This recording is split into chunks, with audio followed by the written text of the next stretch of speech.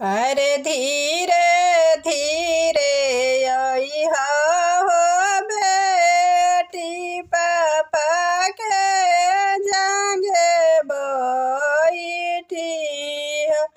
अरे धीरे धीरे अइहा हो बेटी, चाचा के जांघे बैठी। अरे पापा जांघे बैठी हो बेटी, मम्मी के मुँह हो तकी।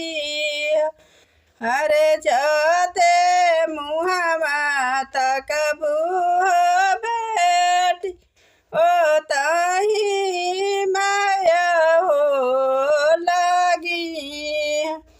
अरे चाचा जांघे बैठी हो बेटी, चाची के मुँह